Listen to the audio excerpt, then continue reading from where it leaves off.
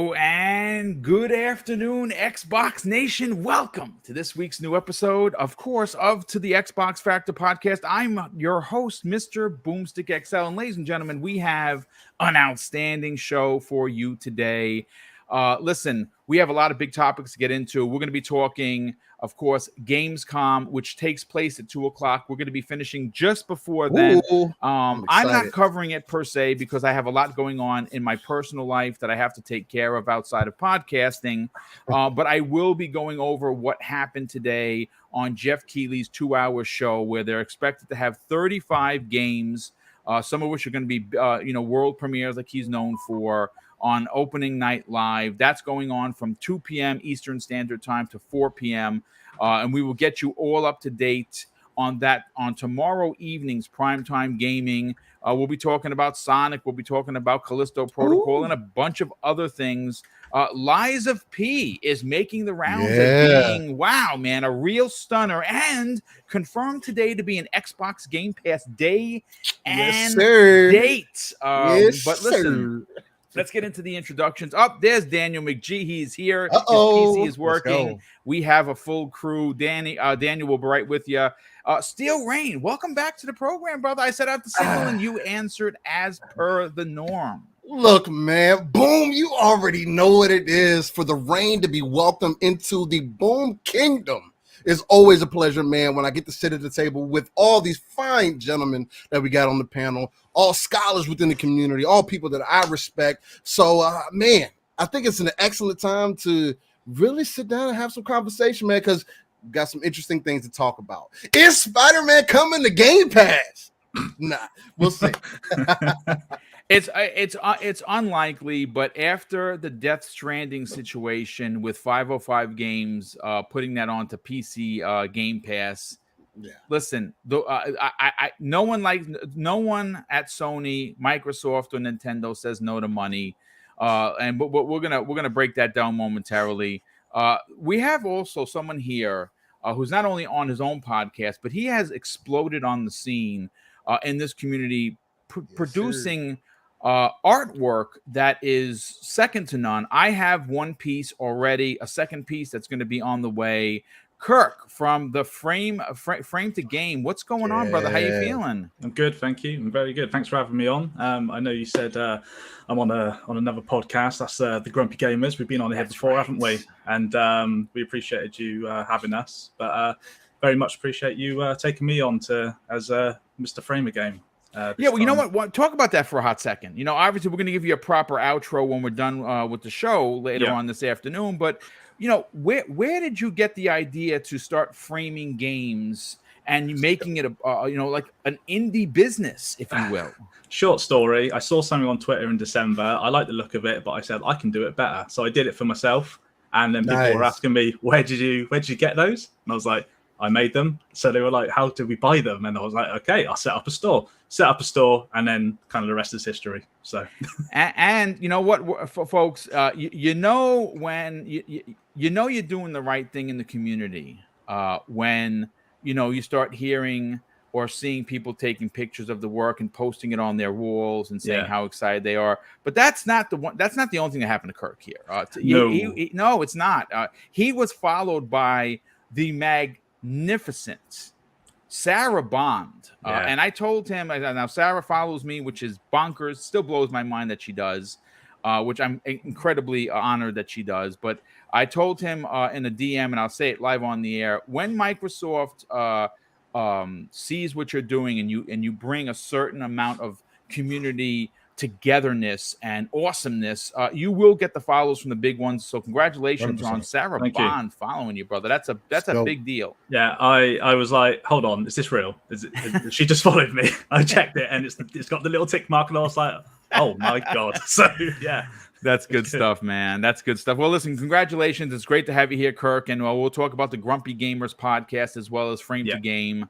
Later on in the once we're done with doing outros. But it's great to work with you again. And listen, we're gonna have a good conversation. But let's get to Umbra, Infinite Umbra. What's going on, brother? How the heck are you feeling?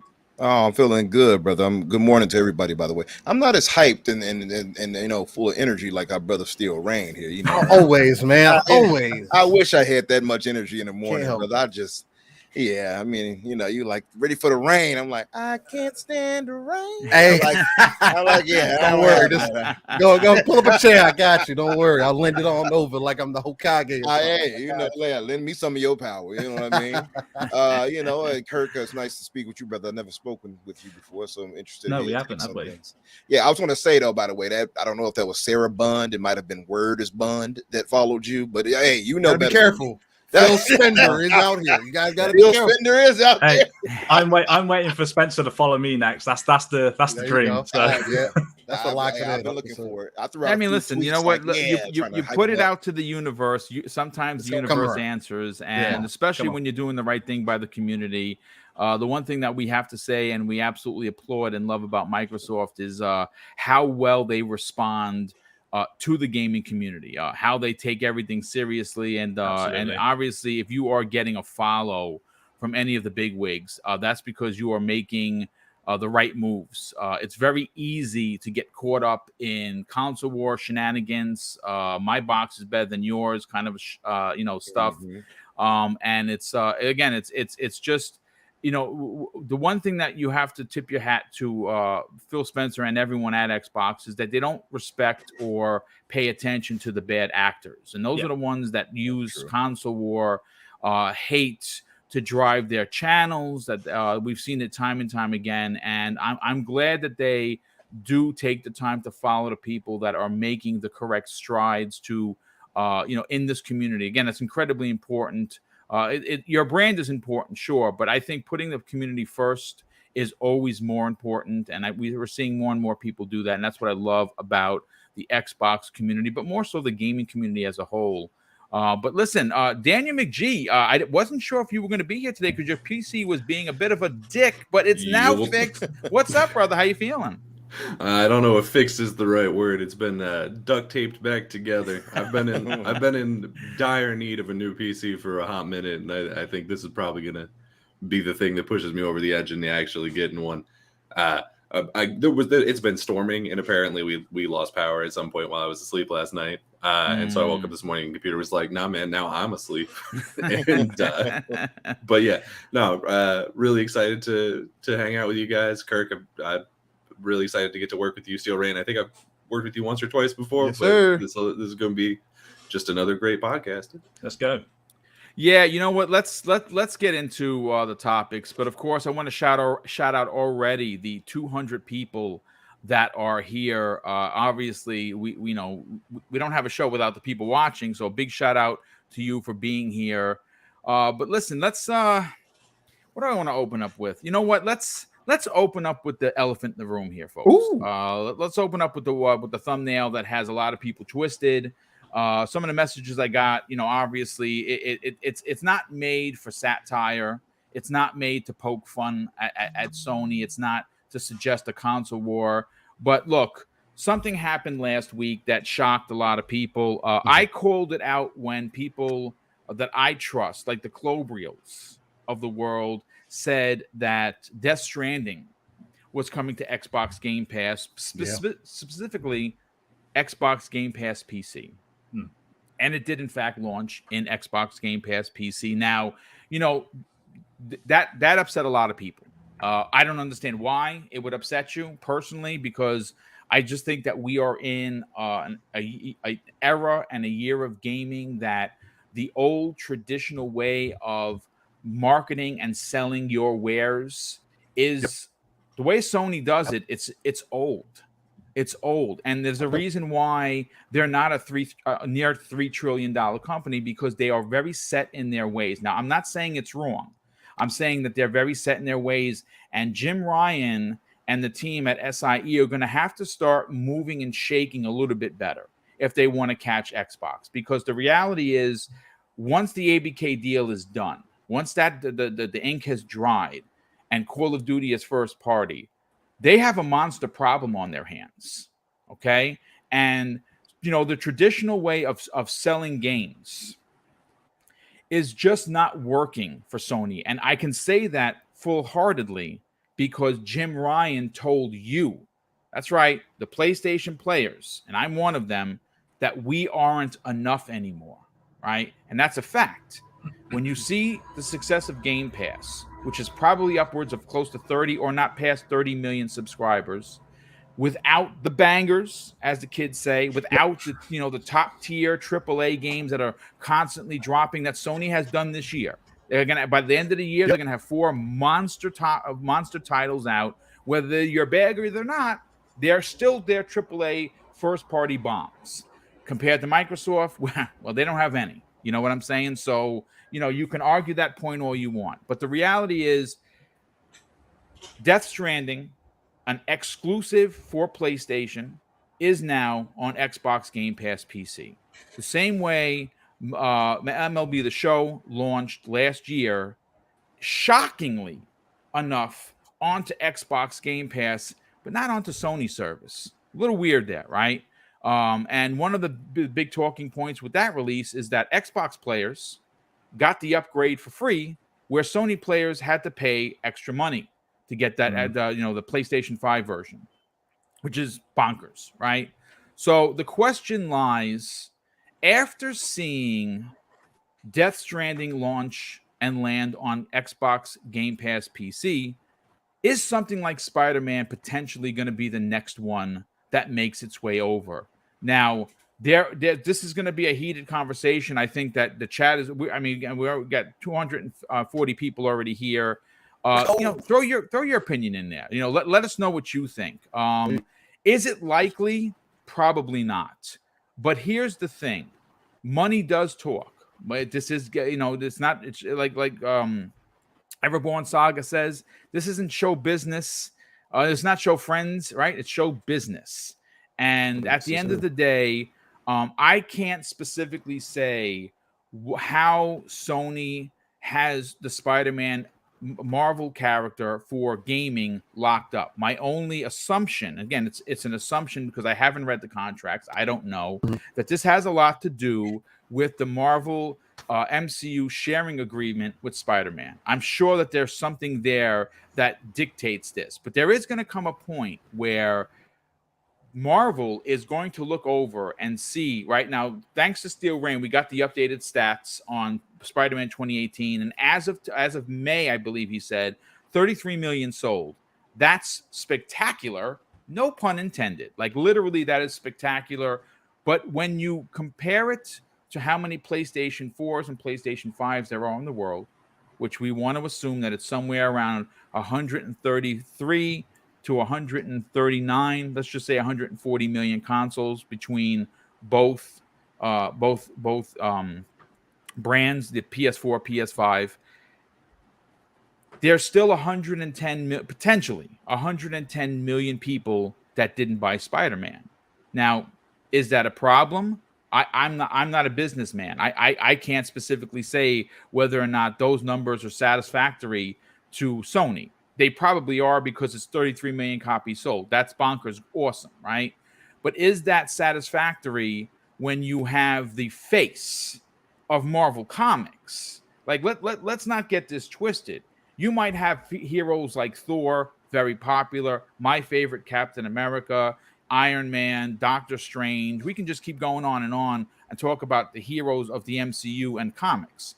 But the reality is Spider-Man is the most recognizable superhero in the entire globe. Think about that for a second. The entire world that we currently live on, Spider-Man is more recognizable than Batman, than Superman, than Iron Man. You just keep going down the list. He is the face of Marvel Comics. Yeah. So I have to ask the question to the chat, to the panel, to anyone listening from SIE, listening from Marvel, listening from Microsoft. Does it behoove Marvel to say, hey, Sony, listen, Marvel, you don't have to publish this game. We'll publish it the same way MLB published MLB The Show on Xbox. Sony didn't do that. That wasn't Sony. That was MLB. The Major League Baseball published it. I'm assuming that there is a licensing division at Marvel, because they do have their electronic games division, that they could in fact publish this on Xbox. Now, I don't think that this is a particular game that would stay remotely on Xbox Game Pass for PC, because there are too many. It's too ripe, and there's so much potential for money. I'm going to throw a number out there, folks. I don't think I'm making this up, and this is not port begging. I know I'm going to see it in the chat. Oh, you're port begging, dude. I platinumed it on PlayStation 4. I'm 2 trophies away from platinum Miles Morales, and I started playing again on the PS5. I'm in the bag. I bought it twice, so I don't have to port beg anything. So but here's a thought and a theory. If it released on Xbox, I'd buy it. I'd buy it again. It'd be the 3rd time I bought it, and I'm okay with that, because that's how much I love that game. That's how much I respect and truly appreciate what Insomniac Games did. I can guarantee that if that game launched onto Xbox Game Pass, even launching onto the service, that's going to sell 10 million copies on Xbox. 10 million times $60 or $70, whatever they're going to wind up charging for the game. A game that's old, which is going to be 5 years old next year, would sell 10 million copies. Folks, just do the math. I'm no mathematician, so I'll let you do it for me. But that's a shit ton of money that's being left on the potential table for an old game of one of the faces of Marvel. Steel Rain, you have a different opinion on this. Oh yeah, I mean, a little bit. Yeah, please, by all means. What are your thoughts on this? Is this a remote possibility or a pipe dream? I do think it is a possibility, and like what I mentioned behind the scenes too, or I'll mention here, where I don't necessarily think that Spider-Man is going to. I don't think it's going to, the same thing that happened with Death Stranding, where 505 Games is kind of like leading that charge. Since Spider-Man is directly under Insomniac, and Insomniac is directly under Sony, and it is their studio, I don't see it happening like it is with Death Stranding, unless Sony decides to put it in their own, into their own service, into their own Apple, whatever the case may be. That would probably be the only other thing. But as far as that coming to Game Pass, I see Spider-Man for Sony, like I kind of see Halo for Xbox, unfortunately, at this point. Mainly because it's one of the main things that Sony has to stand on now. The other day, I was in a party chat with Fun Speculation, Pong, and everybody, and we had brought up an interesting conversation where we asked, hey, somebody brought up the question. Oh, I think it was my brother, actually. He brought up the question, was like, hey, who is Sony's mascot? Like, when you really think about it. And, we were trying to go down the list. The only one that we could really solidify was Kratos. Who else does Sony have? Spider-Man? Now? Yeah. Other than that, who else? You going to say Ratchet? They don't own Ratchet. So, I mean, that's not like theirs directly. Ratchet's been around, right? So it's like, sure, you could put Ratchet up there, but Ratchet still isn't as recognizable as Master Chief is. And that was kind of like the thing that we were comparing to. It's like, when you really look at it, Xbox has ended up coming to a point where they have more recognizable characters than Sony does. So it's like, in Sony's best interest, the best thing they could do for competition's sake is to make sure that they continue to do deals that makes their ecosystem enticing.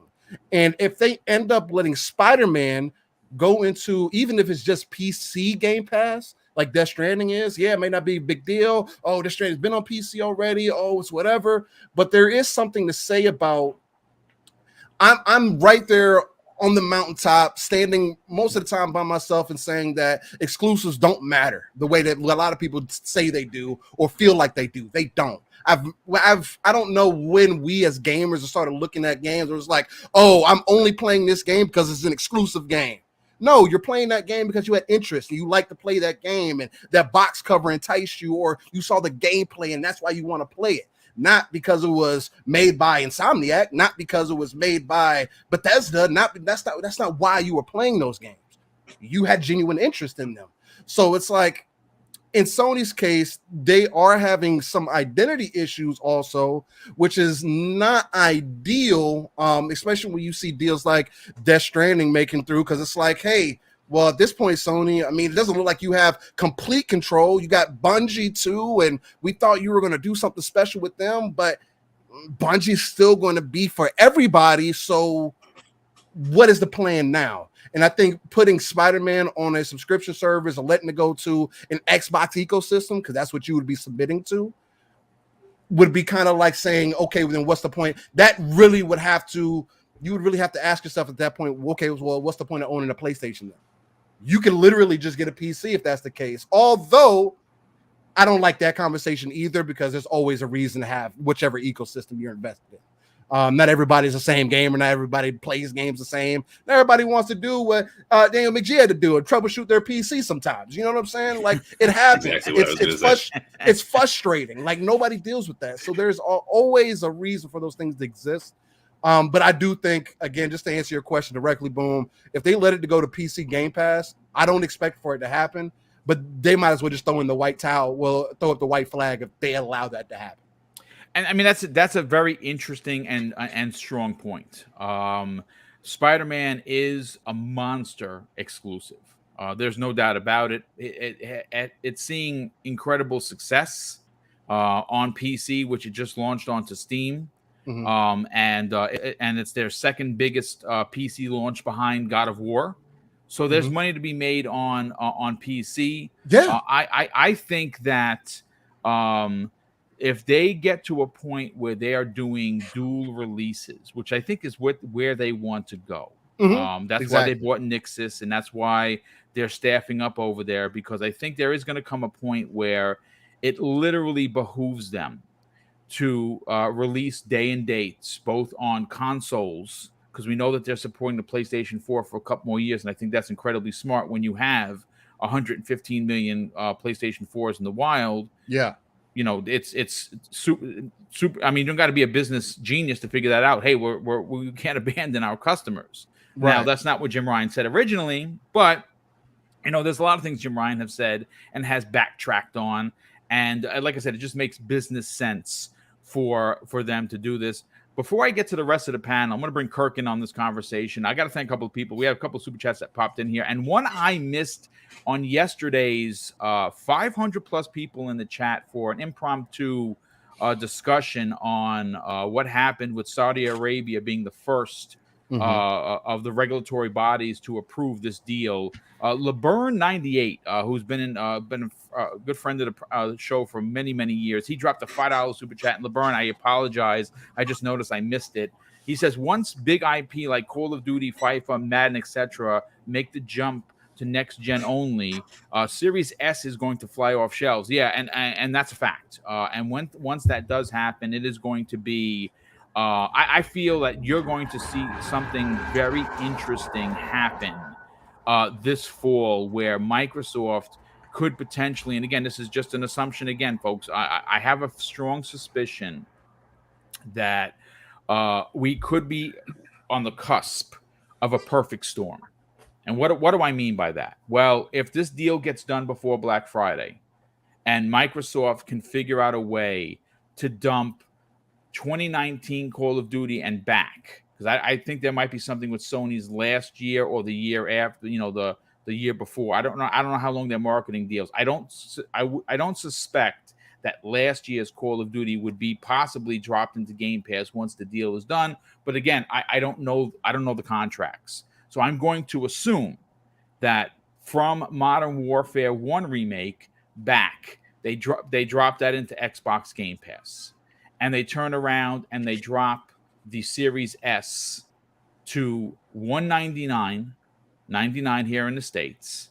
And at that same time, launch the family plan for Game Pass for you and 4 other people for as low as $5 a month. If that perfect storm hits, and again, this is just a giant if, market leadership changes in 2022. Fact. Absolute fact. And after that, Sony is going to have a lot. There's going to be a lot of moving parts at Sony. I don't know if they could potentially handle this perfect storm. And I'm not saying they don't have quality stuff, folks. That's not the conversation here. Their quality games take 5 and 6 years to come out. That's a fact. Again, this isn't console warring. Their games are amazing. They are why I have a PlayStation 5, because I like that single player, story driven, third person, over the shoulder type of game. I love those. And Sony delivers those. Hopefully, we'll see some more of those games come the way of Xbox, but that's why I have a PlayStation 5. The reality is that they can't pump those out quick enough. And that's a problem. I was going to say one thing, Boom. Sure, come on in. Rain, you mentioned as far as the characters that would be like Sony's mascots. I thought about that before too, bro. And I was thinking because it's a question out there. I don't know if you all saw it. They said, is there any Sony character that is comparable basically to the Master Chief? And I think that's what my brother brought it up. That's and it was talking. People mentioned Mario, Sonic. Those are obvious. But then some people tried to name Crash, and all that. Well, Crash isn't a Sony IP. Right. Spyro isn't a Sony IP. Well, those are going to be Microsoft IP. They are. Now they are, and neither one of them are as well known as and iconic as Master Chief, Mario, or Sonic. By the way, but I was going to say Ratchet and Clank actually is owned by Sony. I looked it up to be sure. They own the IP for that, so you could use them for that, but they don't. I wouldn't use them as the IP, the mascot. Rather, I would say Kratos, like you pointed out. Yeah. So I actually have information on this. So on my most recent video, one of the things I brought up was the highest grossing media franchises of all time. The list I found went up to 170, right? Because one of the things that I was talking about, the Brazilian court issues that were going on, and one of the things that they had brought up was that Call of Duty was one of the biggest ones. Right. Or I think they specifically said it was in top 10 or something from some study that they had done in 2019. I couldn't find that study. But anyway, I ran through it. In the top 70, there were 170. There were 0 PlayStation-owned IPs, right? There was Spider-Man at number 11, I believe. Wow. Which they clearly have a really close association with and they don't want to let go of for very clear reasons. But if you go through the rest of that list, there's no Kratos, there's no Last of Us, there's no Uncharted, there's nothing, right? I mean, in the top 10, Nintendo's got 2. They've got Mario and Pokemon. Pokemon's number 1. Microsoft is in there a couple of times. Minecraft is in there. Call of Duty's in there at I want to say it was 17. Halo's 78, so not super high, but it makes the list, right? So PlayStation is the only people who don't make that list. And I've seen some people in the chat trying to, come up with what they think are the mascots, and some of them are, making a lot of sense, right? I saw people say Ratchet, but again, that's not on the list. If I showed a picture of Ratchet to my mom, she would think it was Pikachu. You know what I mean? No, 100%. That's not a joke. Go, Mom! Right? I love it. That's awesome. Honestly, Sly Cooper is more recognizable than Ratchet is, and probably right. At least from what I would say. Yeah, and there's other people who are bringing up Ellie and Joel, and it's yes, they're very iconic to us, but maybe once the TV show comes out, that'll be boosted up. I was just going to say that. Yeah, there was a trailer that just put out there with the first look at it. So once that gets into mainstream, that's why the game is coming out. Obviously, that's why people are calling it a crash grab, because the show launches next year. Which it's a shame that it's not launching at the same time, because then you would really get a turnover from people watching the show on HBO to then going out and buying a PlayStation. They'd be like, oh, I got to play this game, and there you go. But absolutely. But the other thing is that with those 2 characters in particular, they've sort of written themselves into a corner, because when Last of Us 3 comes out, I got bad news, guys. Without spoilers, neither of them are going to be the main character. Where's the story going? I honestly, well, I'm not going to get into my unbelievable distaste for 2. Loved 1. I loved Abby. I fell in love with that character. I thought she was incredible, and I walked away heated. I don't get I don't throw controllers, because those things are $60. I'm not breaking shit. But I walked away so disappointed with the way they treated her character, and I hated where they took Ellie. Now I get it's a storytelling thing, and look. I'm getting off chart. I'm getting off the path here. Let me just bring this 4-wheeler back onto the path. Let me just thank the other people here. First of all, everyone, incredible takes. And this is what I love about this panel of people. You throw your stuff in there, we have conversations, and then we continue. I love this kind of podcasting. It's what I live for. Sith Lord dropped the first super chat of the day of $2.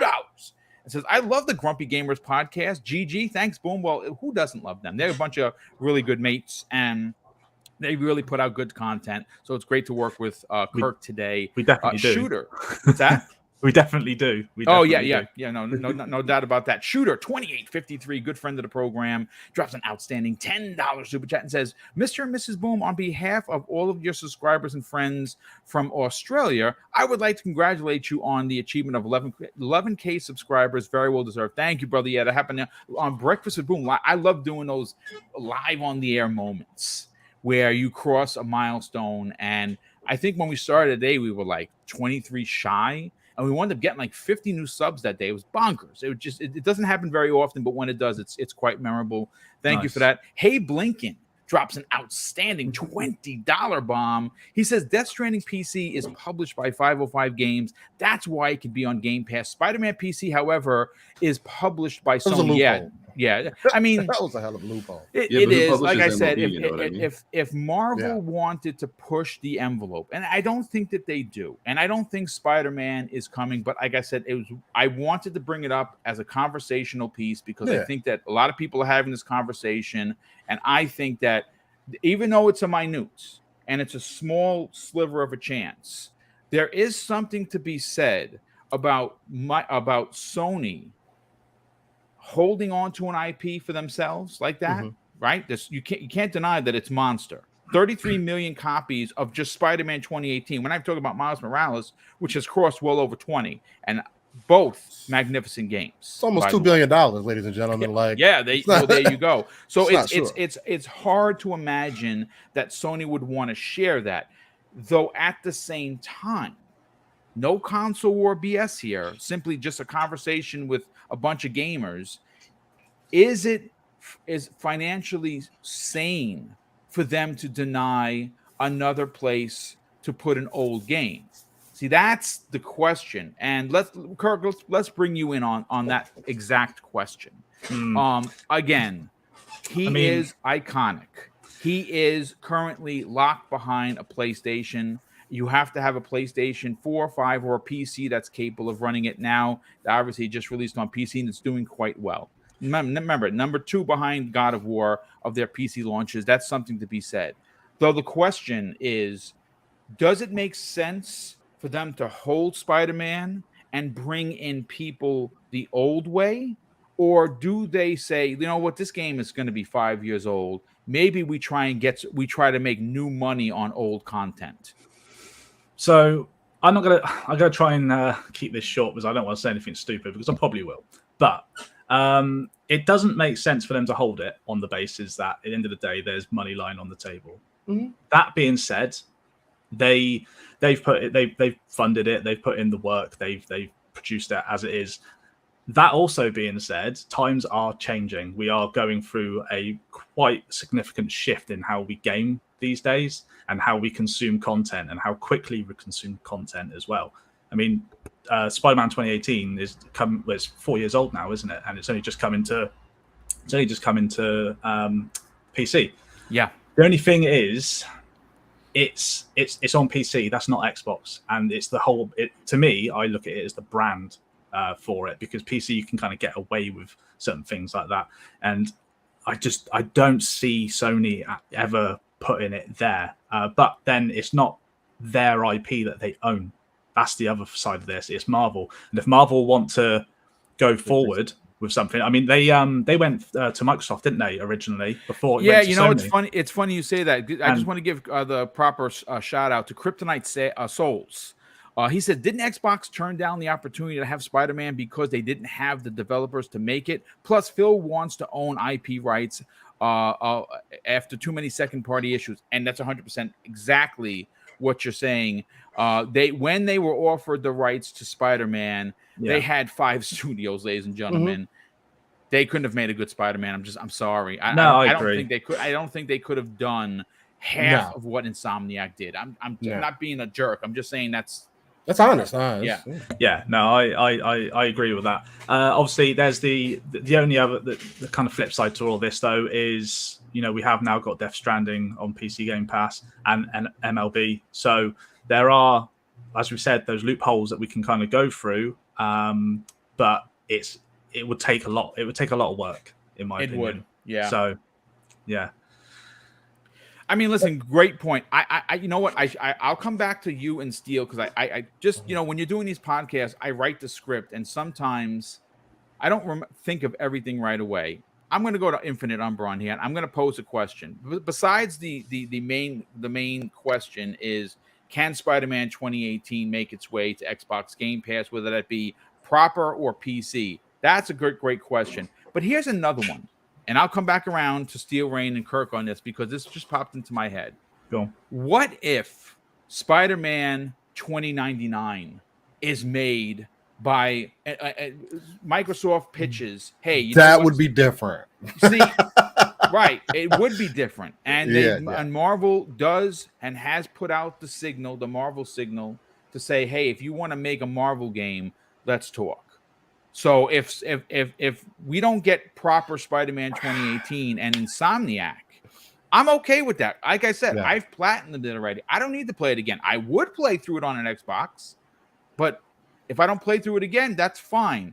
Though, who's to ask and who's to say that someone like someone that's not Peter Parker, someone that's not Miles Morales, what if we, you know, we pick up where they were the Spider-Man clones, that saga? Yeah. What if we pick up Spider-Man 2099, where that's an entirely different Spider-Man and era altogether?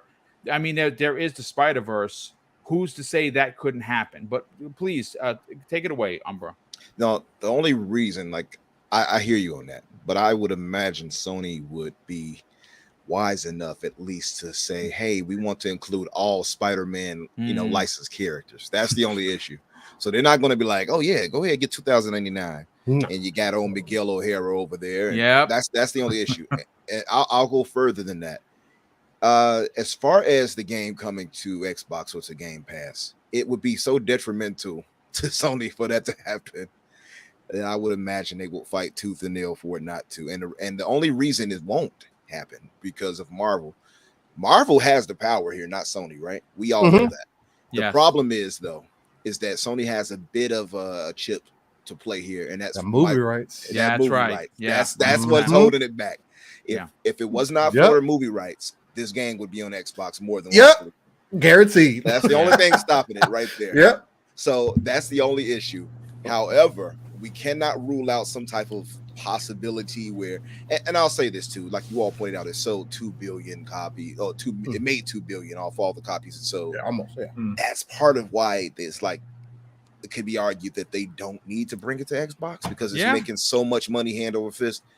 But that's the only thing that's really stopping it again is the movie rights. Because if Marvel was like, hey, we're going to get money out of this and we don't have the movie rights, well, let's bring it to all these platforms to get more money.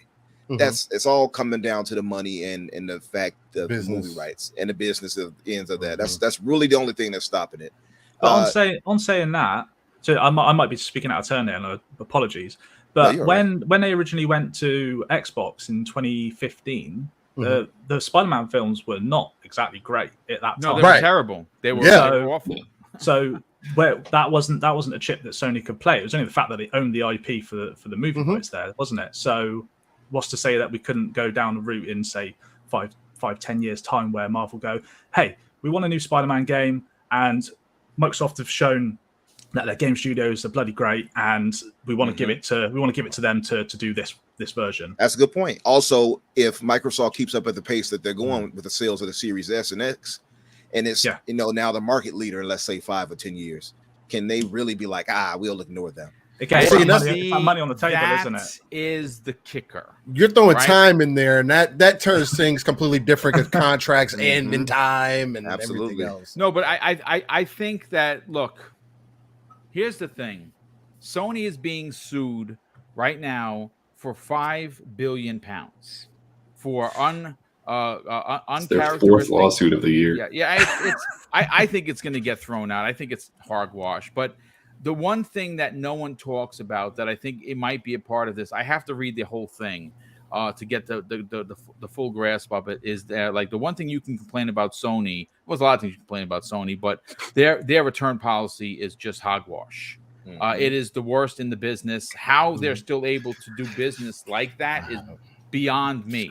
I've told the story that my brother pre-ordered Destiny 2, tried to cancel it 3 months before the game came out. 3 months, 90 days. And customer service said, no, we don't do returns. So he called the bank. The bank got involved, and they reversed the charge. Then Sony locked out his account and said, the only way you can open this account is by buying Destiny 2. So they literally terror tactics way him into having to buy Destiny 2 to unlock his account, which is bonkers. And that's a sad reality. Microsoft is like night and day. Microsoft has 1,000%, dude. Like I bought a couple of games, and I was like, this game is not loading right. It's twitching. They're like, here you go. Here's a refund. No problem. I've had some of the best customer service interactions with Microsoft as a whole over the years. Like, they're leaps and bounds the standard as opposed to the chaotic and old way of Sony. I mean that even going further past just consoles. Like Microsoft is just one of the best that I've dealt with as far as customer service. Can I just say I had a play and charge kit that went bust within the year of me having it. So obviously it was under warranty. So I contacted them. They sent me 3 more. I've gotten money from Microsoft. Crazy. Like I had, we were talking about the red ring of death, Boom. You said you hit it, I think 8 times, was it? Oh, dude, it's so many. It's just I had 7. I had 7. I think I had 8 or 9. Damn. It was just I had 0. Y'all went through it. I had 1. I went through it. Brother. I even did the towel trick. I did all of that. I soldered some stuff together. I did the whole thing, right? But you know what happened because of that? I got free games. I got free control. Yes. Literally, a guy came out to my house from Microsoft, the representative, and gave me $200 after he interviewed me. He did a little test on my Xbox and played the game, spinning it like really fast to see how it would react and if it would cause a red ring situation. I got $200 for that, and it was like an hour of my time talking while he talks with me. I've gotten so much from them. I'm talking about, and I'll call them complaining like some old lady. Yes, this isn't working right. I love it. That's great. And I get my way every time with them. But I was going to say this just to wrap it up so we can move to my boy Danny here before his computer decides to, any second now. Any second now. Hour and change. I was going to say, back in 2017 when it was asked, I don't know if you all remember this. I'm pretty sure some of you do. They tweeted out and asked Insomniac's account, "Hey, when is Spiderman? Is it coming to Xbox?" You all remember that? Yes, and the I account do. Yeah, the account was like, never. Yeah, in capitals. You're by right. the way. Yeah. Never. And would it ever come to PC? And it'll only be on the PlayStation only. It said. Yep. Well, it's I guess the old saying that tweet didn't age well. Let's just say that. And look at that time. It's never right. I have to use that quote. There are those who said this day would never come. What are they to say now? Yeah. So I say that just to say we don't know what the future holds. Right? Yeah. We can speculate. Fun speculation. But I like what you did there. I like that. Very good. But at the end of the day, we cannot say for any certainty what can happen. And it's like Kirk said, it's like Steele said, it's like Danny said, even yourself, Boom. Things can change over time. Yeah. So I wouldn't write off anything happening in the future. It depends on the business, and it depends on what Marvel ultimately decides to do because they have the power. Yeah. No, listen, you definitely can't argue that. Listen, let's bring in Daniel. But before I do, super chats have come in, and there's been a lot of them, and a lot of them are just unbelievable. Jimbo Jangles drops an outstanding $20 super chat. He says, "Hey, Boom and crew, so pumped for today's show and Gamescom. What a treat to see the genius behind Frame a Game on the show. Not only is he super talented, he is a cool dude that always likes my Instagram stories." That's awesome. I love to hear stuff like that. FYI, I did not pay him to say that. Okay, I know off his own back. No, we know that you're just doing the gaming lord's work. Let's just say that. Hazard Man 79 drops an outstanding $10 super chat and says, "Go Xbox. I got to get back to work, but we'll be listening." Well, thank you for the generosity, and of course, hopefully, this show helps pass the time while you are working. Game Pass Weekly, and these folks, if you're not following them on Twitter, you definitely should, because they are definitely up to date with everything that's going on on Xbox Game Pass. And like I said, life is busy, folks. So if you don't have the time to find out what's actually, like follow all the news like we do, follow Game Pass Weekly on Twitter. They drop a $5 super chat and says, hopefully Lies of P will be officially announced for Game Pass during Gamescom today, which I believe it is. Anyone excited for the Souls-like Pachinko title? Is that what it is? I think it's supposed to say Pinocchio. Oh, Yeah. Pinocchio. Okay, yeah. I mean, look, I'm going to say this. That game looks dope. I mean, it looks really good. And after, just after Elden Ring, I'm all invested in Souls as long as it's, it's. I don't mind the difficulty because I still haven't beat Elden Ring. That last boss is a mother. If I had a beep like Gaz, I would beep it because, man, that Elden Beast. I can't stand the Elden Beast. He's a cheesing mother effer is what he is. I could beat the first guy without even taking a hit. That dude. It's an evil dog.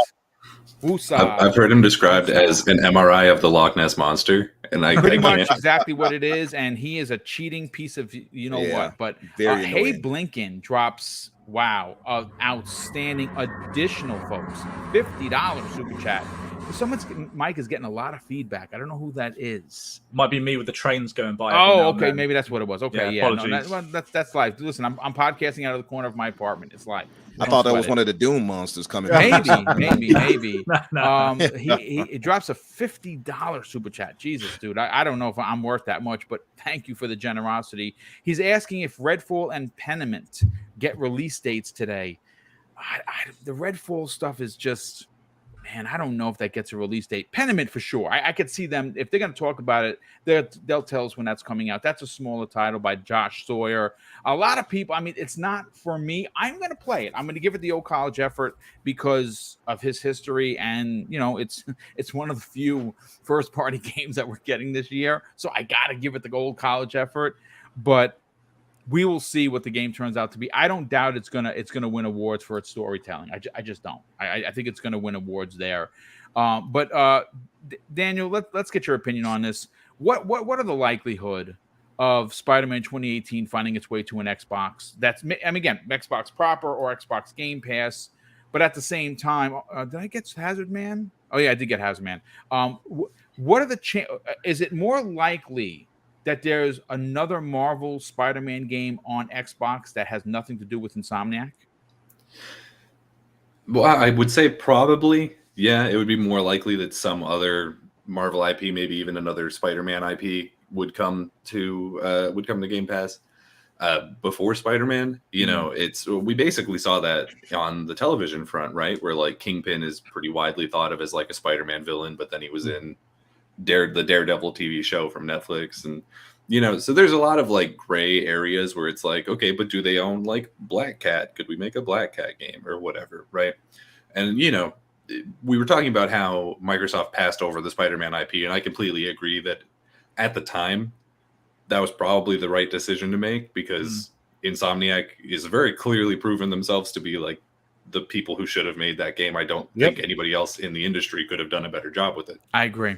Yeah. However, we've talked a lot about how they can, or how Microsoft should look more into licensed IP. And me, in every place except the movies, I am a DC person, so I tend to go in that direction when I think of games that they should make. But Batman. Tell me that it wouldn't be amazing if you could peel off one of those Call of Duty people, right? Take out Raven, take out, I don't know, Sledgehammer, whoever. Whichever one makes the best Call of Duties. I don't play Call of Duty, so I don't know which one that would be. Whichever one makes the best one. Infinity War. Peel them out, and then be like, hey guys, what can you do with Captain America? What can you do with Black Widow? What can you do with the Winter Soldier, right? Like, make that mythos and put that onto Xbox. And I think that would work really well for them. In terms of the specific Insomniac Spider-Man coming to Xbox, I don't want to say it's impossible because Xbox and the games industry lately has been doing the impossible consistently. So there's nothing at this point that would completely blow me out of the water at this point. What I will say is, a lot of people are bringing up how like, oh, there's the spider on the thing, and they're like, oh, well, that's just from the game, right? It's like, yes, that spider is on some of the cases in the game. However, Xbox did very clearly choose to use that specific case with the spider on it for. It's funny. Their marketing. Right. You know what? I had made a big deal over that, and I didn't even add to the show notes. And what Daniel's referring to is if you look at the Xbox Game Pass PC marketing, right? Just look at it and what's imposed. What's the biggest shot of the whole scene is the case. If you look at the case, right, behind the words, there is the Spider-Man logo done in circuitry.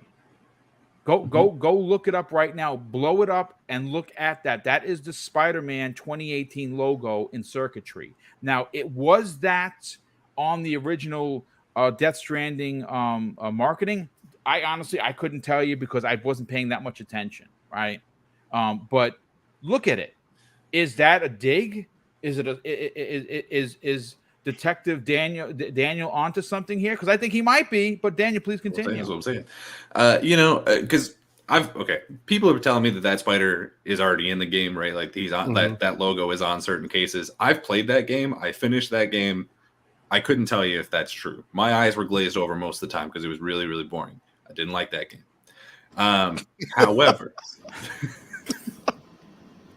However, what I can tell you with great certainty is that spider was not on every case. And they very clearly chose to use the case that did have the spider on it for the marketing. Does that mean that Spider-Man is coming to Xbox? Probably not. It's probably just a troll. But it's really funny. It's a really funny troll. Well, it's people talking. That's right. We're talking about it. That's exactly correct. It's working out. Maybe they're trying to lean on Marvel to get Spider-Man over there because PlayStation doesn't own the IP. They could get it in the same way that MLB did it. It'd be a little trickier, obviously, because of the movie rights, but it could happen. I don't want to rule anything else at this point. And what I'll tell you is this. Is if it ever does come to Xbox, I will be buying a physical copy and sending it off to Kirk to get that frame. I can help you with that. Oh, yeah. Hilarious. I love it. Listen, this is a great way to open up the show, ladies and gentlemen. I mean, we this topic took an hour. That sometimes that happens. That's the nature of the beast.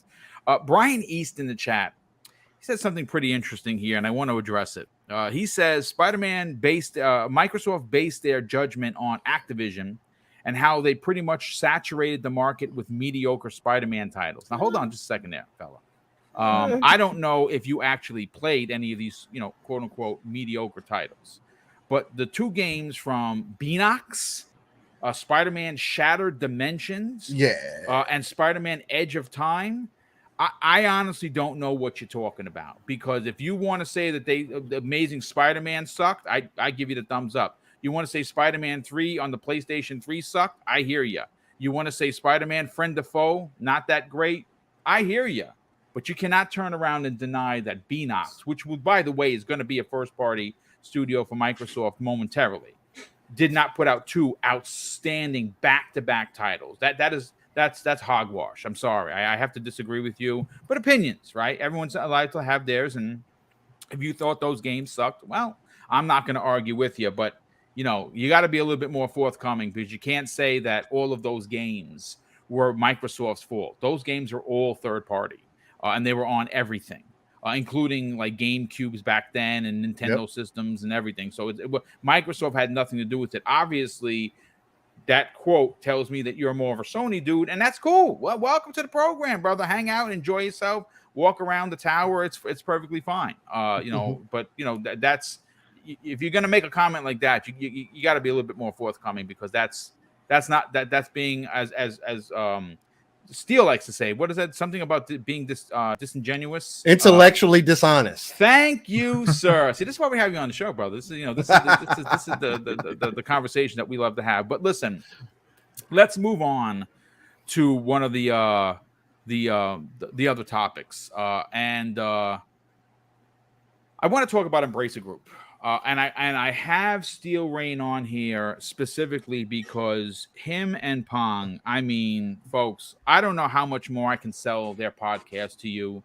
Living Split Screen is a show that I honestly, not because he's here, not because I'm very good friends with Pong behind the scenes, honestly, as a gamer, look forward to their show. It's a two-man show. They give you the raw and cut opinion. They're not afraid to step on toes. And they don't do things for clicks. They don't do things for trying to let's get to 1,000 and let's be dishonest about doing so. They're on the hunt for 1K. And if you trust my opinion, and there are 11,000 people that do, you should definitely get over there and sub their channel, because they put on such an incredible show this Saturday that I'm still listening to it. Like when I miss something when I'm cleaning, because that's when I usually do it. Like I tune in, I give them the view, I let it play for a bit, but I listen to the show when I'm cleaning, which is what I did today. And if I miss something, I'll rewind it. So I'll listen to the show potentially twice. It's worthy of that, and I think you should definitely get over and subscribe to Living Split Screen. But they talked specifically about Embracer Group, and Pong Soul is a big fan of Lars, who is the head of Embracer Group, and he is very much like us. He's a nerd, right? He's a comic guy, plays board games, loves video games, more specifically loves classic games. He is the Phil Spencer, basically, of Embracer Group. That's what he is known for. This is the guy that started out selling used games out of a warehouse, and now he has 120 studios under his command, and his company is worth $9+ billion. I mean, just it's a rag to riches story that you can only sit back and smile, right? Well, why I'm bringing up Embracer Group isn't to say, well, look, so, they're 120 studios versus, Microsoft's potentially 34. That's not the conversation I want to have. The conversation that I want to have is one that I think that Phil Spencer, who I know people from Xbox listen to this show, and I'm incredibly grateful for it. Okay, I feel like I'm owed nothing. But this is a conversation you need to have with Papa Phil, or people that make the wheels turn over at Redmond, because what we have seen Sony do last gen and this gen is hold content away from the Xbox community, specifically with Square Enix. Right now, Square Enix has released some games on Xbox, but Final Fantasy VII Remake still not there. Final Fantasy Remake Part 2 is not coming. That's probably a 2-year or never even coming. Final Fantasy 16, 2 years or never coming. What's the one with the one that's coming out next year that was delayed? Forspoken. Again, a game I'm not sure if I'm into, because the trailers really haven't done it for me, but I would definitely keep a keen eye on it. That's probably potentially never coming, or if it is, it's 2 years. So here's my point, and the whole question, the whole crux of why I wrote this original topic is Embracer Group. Now, they just released Saints Row, which is not getting really good reviews. I heard Dealer speaking about it with Colt Eastwood, and Colt was saying that Dealer really liked it. Like, it's not going to be a game of the year for everyone, but he's having a good time with it. I think he's reviewing it. And that's probably how most of us are going to feel, because if it's like the other ones, specifically like 3 and 4, I'm definitely going to dig it. I loved all the Saints Rows. I was a day one buyer until I saw the reviews, and I'm like, maybe I wait 2 weeks for a sale.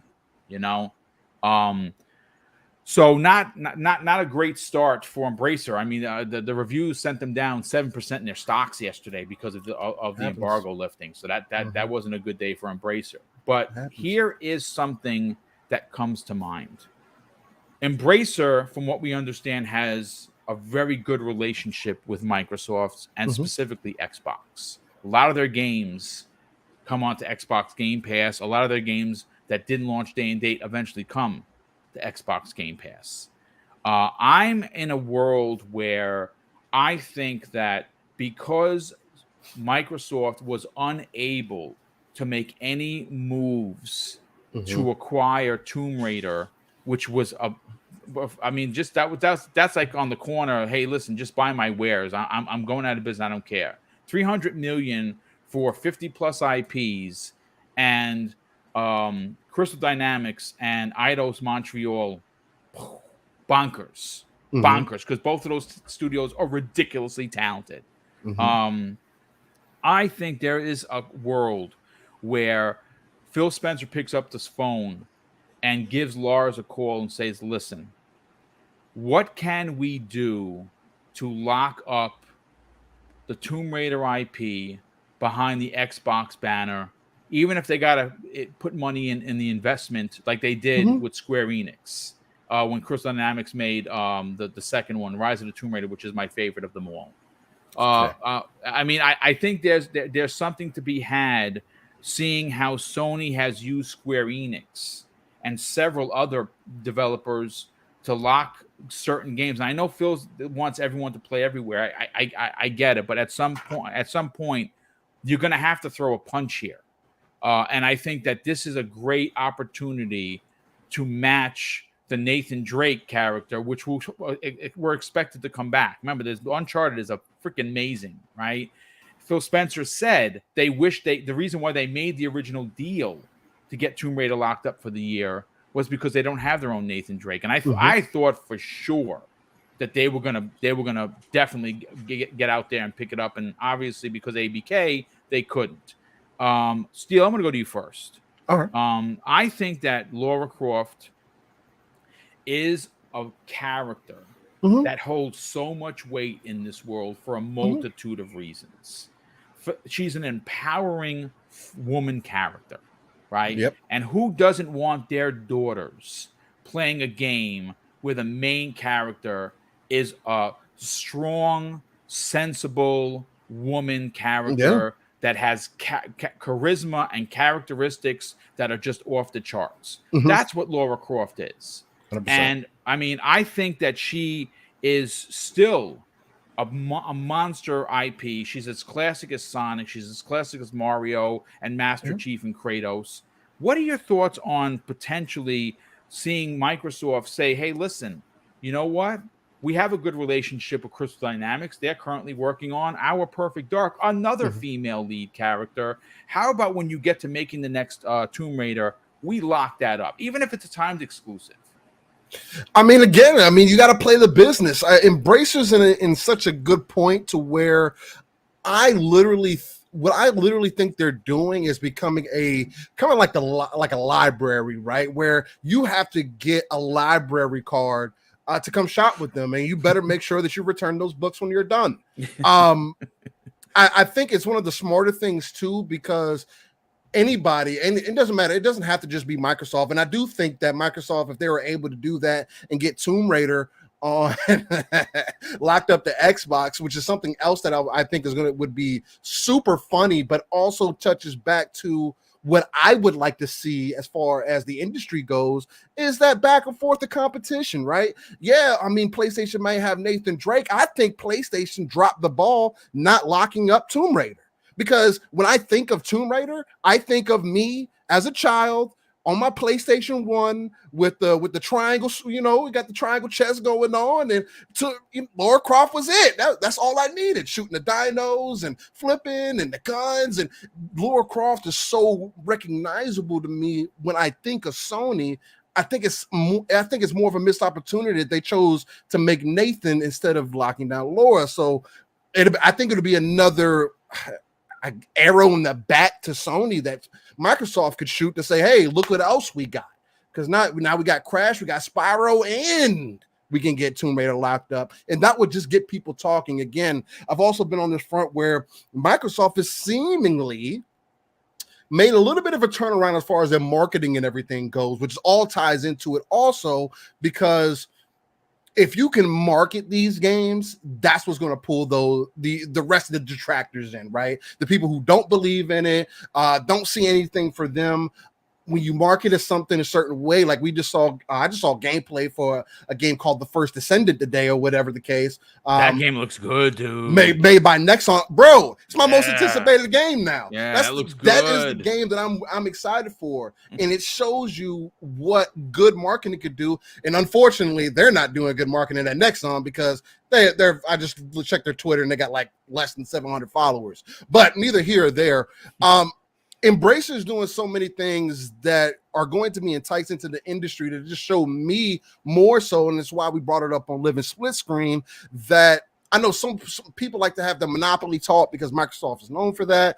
But again, like you said, Boom, when you compare 120 studios down to 30 studios that Microsoft has, or the 20 that PlayStation has or less, it's kind of like there's so much development happening throughout the industry that I think there's nothing but positive growth that's happening. Sony could even dig into that bag with Embracer and say, hey, we got some games. We got some release dates that we need to fill. What do you have available? And I think that's the place where Embracer's at right now, especially with Lars at the top, who is somebody, like you mentioned also, who is like Phil. He wants what is going to push the industry forward, not the 500 million console and PC gamers that we're capped out at.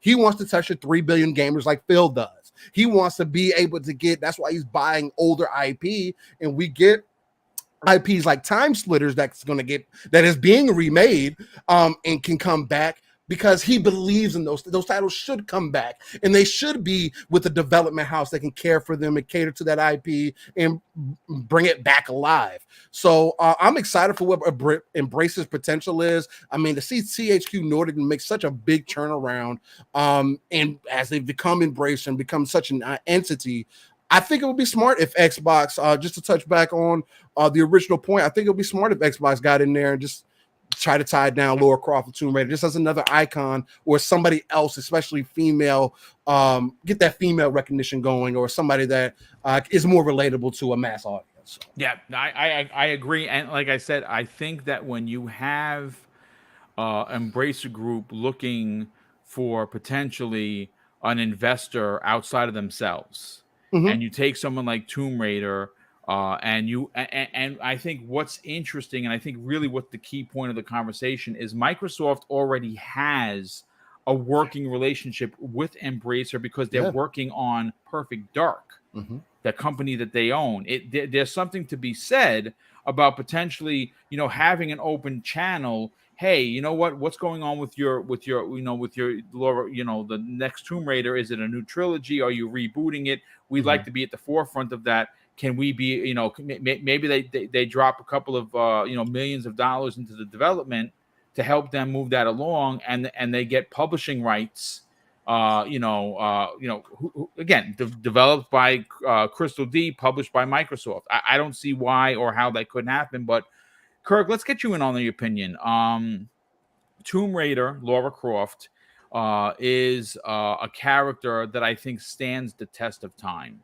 I think that what we saw happen to Xbox originally, where the Crystal Dynamics developers were not even allowed off the stage by the gaming press, and we saw the likes of people from IGN that were Xbox dudes condemning Microsoft for such a thing, but then later on they praised Sony for locking up Final Fantasy VII. Ryan. RC, we'll just call him. We've seen many people in the media flip a lot about this. I don't think that would be the case here. It would be big news, and I think at that point, again, we are now looking at the gaming business at a much different lens than what we're used to, for sure. Seeing the already working relationship, Kirk, that Embracer has with Microsoft, specifically just on the fact that they're working on a first-party AAA game right now, right? Is the window of opportunity for Microsoft open where they turn around and they say, hey, listen, you know what? Why not get Lara Croft locked up behind our console? We don't have a Nathan Drake, but we do. Someone wrote in the chat, or a lot of people wrote in the chat, Indiana Jones. That's great. Indiana Jones is awesome. But you know something? There are a lot of people who have no idea who the hell Indiana Jones is. Nope. Because, well, he's an old dude at this point. Lara Croft, on the other hand, she's a character that many people know. If you're sitting at in the boardroom, or you're sitting to make the decision, do you lock up Lara Croft as an exclusive, with investing in Embracer Group's recent purchase? I think so, to be honest with you. Speaking of locking up, still, did you ever put the butler in the cupboard as well? Put the butler in the cupboard? I did not take do that as a that. no. Oh, okay, all right, maybe just me then. So Oh, you're not the only one, Kurt. okay, You went back okay. to 96 on this. Yo, he Yes, took it I back. did. I'm not gonna Yeah. remember that. He took it back to triangle chess, Laura, on us. Okay.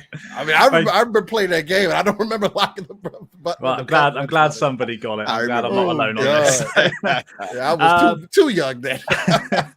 But euphemism? to the point of locking down the exclusive, I think it makes sense. And do you know what I think is quite funny as well?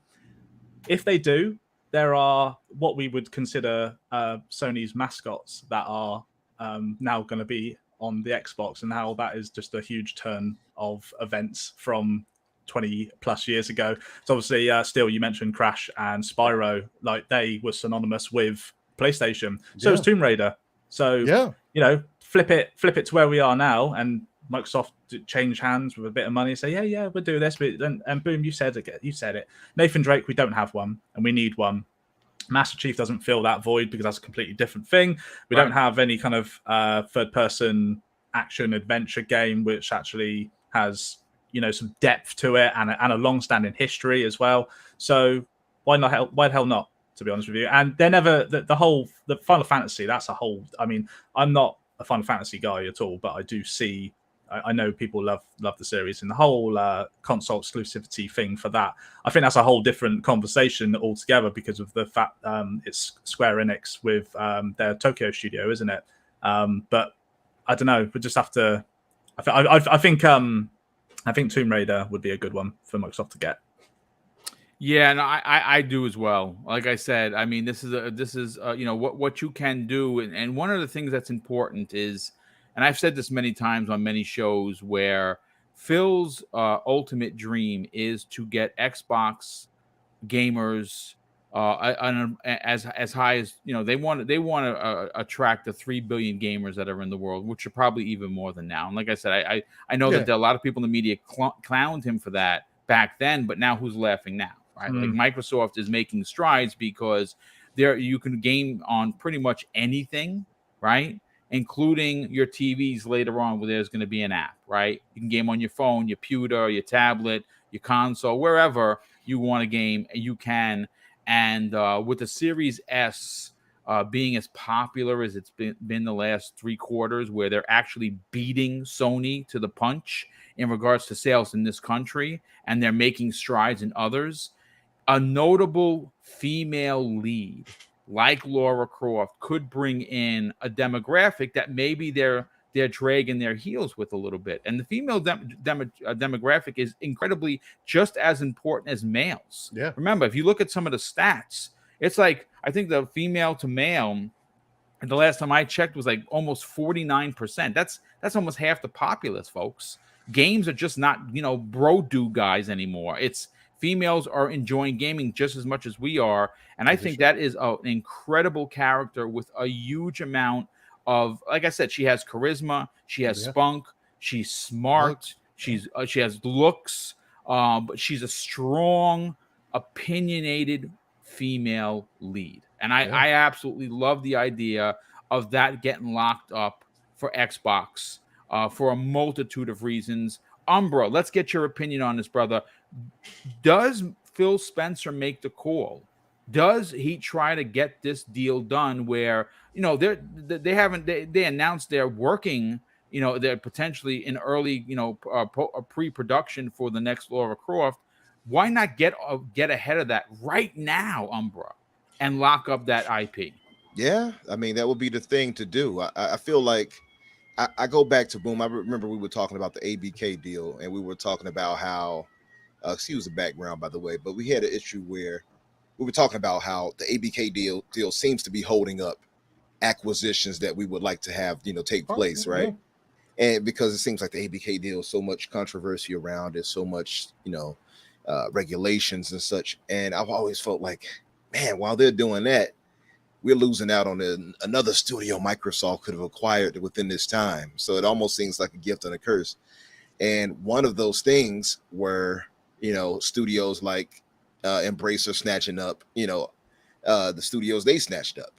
So as far as Eidos and things like that, that's it's one of the studios I wish, and like because we talked about Crystal Dynamics possibly being one of the studios Microsoft would acquire since they were working on Perfect Dark. Dude, I thought I would have bet the house. Yeah, honestly, I thought so would have too. bet the house, bro. Like honestly. Yep, I thought so too. So losing that, it starts to feel like, man, this ABK deal is kind of holding us up. Let's get this wrapped up, So absolutely, I think that had that not happened, I think Microsoft would have approached them to buy that. And look how cheap it was, by the way. I mean, what, it was $300 million, if I'm not mistaken, right? You are correct in saying so, and that came along with another studio and 50 plus IP. Yeah, that's crazy. And if you all remember, if you go back, I believe maybe 2000 and maybe 18, it might have been a little bit before that. I think it was 18, maybe 17. And the banner they had for Xbox had Batman, it had Lara Croft, it had Marcus, it had Master Chief, all those characters. So in my mind, I honestly believe Microsoft had visions to try to acquire Tomb Raider. I believe they were going to try to acquire, DC and the Batman and such license as well. I think and they with still might. with the fire sale that's going on in WB right now, Yeah, it's possible. I don't know. Man. It's possible. I'm not going to let go of hope until I'm going to be like Jesse Jackson, keep hope alive. I swear. So I'm not letting go of nothing. I want that to happen. I'm going to wish it into existence. But yeah, that I feel like that's part of their plan. So I can absolutely see them working out some type of deal to try to lock it down, or at the very least get it to Game Pass, a day and date. Something like that would make sense, even if it's not a matter of getting it exclusive all the way. So yeah, I can see that happening. That would make sense. Yeah, I mean, look, I like I said, I know Phil is very, very, he's a gamer like us, right?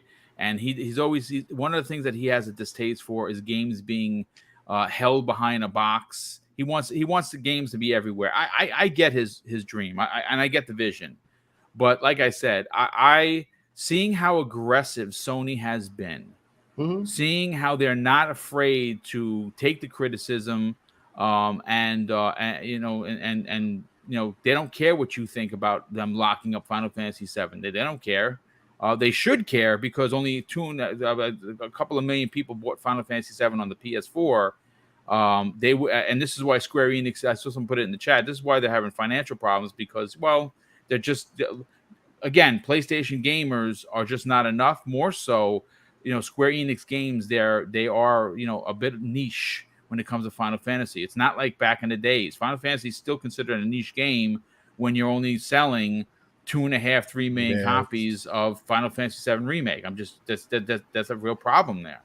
But Daniel, let's get your opinion on Lara Croft. Look, Bracer Group is doing a bunch of things. I don't think they're even remotely close to being done.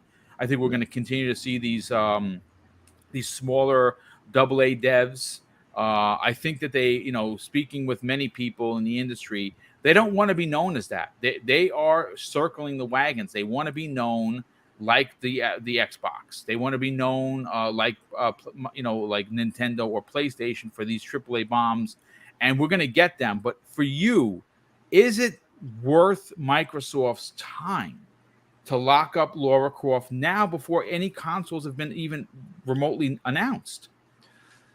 It would be, yeah. I mean, that's an IP, obviously, that has a lot of cachet behind it. It would be smart for them to try and do something for it. Will Embracer do that? I wouldn't think so. I've been doing a lot of research into Embracer basically since they bought Gearbox, a year and a half ago, something like that. And I think that Xbox would be very smart to get close to Embracer, although not for the reasons that probably most other people think so. Embracer is not a well-run company.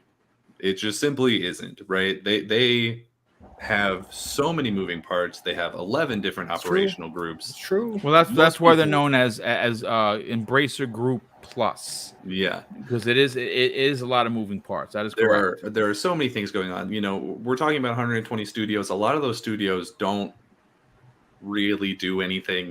They just bought a team of 5 people who make karaoke machines. Yes, like they're buying up all kinds of nonsense. Like they bought them. They bought Geotech, who makes like really, really low quality, like knockoff like controllers and headsets.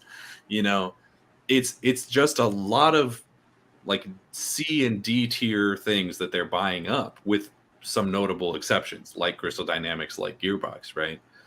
Their plan, if you read into what they've been doing, why they've been buying things, they're almost like not even interested in owning some of these studios. They're more interested in owning the back catalogs of games that those studios used to make, because that's how Lars Wingefors made his original money. Is he would buy, back stock of unsold video games, and he would buy them for a penny, and then he would take them to whatever the Nordic version of Walmart is and sell it for $1, and then he makes a 99-cent profit on every single game he sells, right? It's really smart, right? Those bargain bins are what he's looking for, right? At this point, if you go back and you buy pretty much any AA game from the 360 generation, Lars is getting a kickback, right? Red Faction, Saints Row, anything from THQ Nordic. Yeah. They own this huge catalog of things. Now, what have they been doing with it since they bought it? Not a whole lot, right? Yeah. They re-released Red Faction and it kind of did nothing. They just put out Saints Row. Apparently it's not doing well. Like their business model seems to come down to a handful of things, right? It's being in that bargain bin. It's getting that penny stock off of every single sale that they can possibly buy up. It's re-releasing these games, with very minimal upgrades, like they did it with Kingdoms of Amalur. They've done it with which I'm playing through right now. I loved KOA originally, and this is even better. Like it's the closest thing to a Fable game. If you have not played Kingdoms of Amalur and you are a Fable fan, my God, please go play this game. And they released new DLC, a brand new campaign. Yeah, absolutely. They're being kind of like nostalgia vampires a little bit. Like the THQ Nordic that exists now is not the same THQ Nordic that made those games back in the day. It is a different company that is wearing the THQ Nordic name like a skin suit. They are skinwalkers. It's there's it's a turn of phrase. I mean, that's what they're doing, and they're doing it intentionally because they know that if you see the THQ Nordic logo on the bottom of a game box, you will recognize it, and you'll be like, "Oh, I know those guys," even though it's a completely different company, completely different people, right? And then the other side of it is that now that they own all these studios, this IP, and you can look at it from what they, the Lord of the Rings IP that just bought up, right? If you go to their press release, the thing at the bottom is like, "Hey, do you want to license Lord of the Rings? Just give us some money, and you can do whatever you want with it." And they're doing that, like they're pimping out their studios, they're pimping out their IPs, right? Like it's almost like they just want to make the money and not have to do any of the work, which is really smart. The problem is they keep making all of these purchases, and they are so far in debt and not making that money back that at this point, when they buy something, we should just cut out the middleman and say that the Swedish government is buying it. Whose pocket the money's coming out of. It's funny because Kay Asante, a good friend of mine personally, but also on Primetime Gaming, he's been banging the drum for months. And if he's listening, he's probably smiling right now that the next purchase for Microsoft would be Embracer. Like that he's been saying that forever. And I don't know if Lars would sell it because, like I said, this is his business. But if you're wondering, folks, if you're not sure what the cash value currently of Embracer is with 120 studios and all of the IPs. Remember, they own Dark Horse Comics, folks. It's crazy. They're worth $9 billion, which is just just shy of what they paid for Bethesda. Think about that for a hot second. That's something to be said. I remember when I heard that the other day. I forgot who told me, but I was like, "That's it." And they have those many studios, that's chump change for Microsoft. They could find that in the couch. Yeah, they go shake the couch and boom, out falls $9 billion. And the thing is, boom, just to add to that last part, like if Microsoft was serious about grabbing all those IP, the thing I don't know like how much they would want to pick up all those employees. Right. That might be an issue. But like if they were really serious about getting that and grabbing Lara Croft and Eidos Montreal and all of these other places or whatever, right? Like they absolutely could. I think Embracer would be down to sell, depending, they give them. Well, if they were making money on it, sure, yeah. Mm-hmm. The thing is, right, we're talking about 120 studios, but when you run through the list of all the studios that they own, there is at maximum like 10 that are worth owning, right?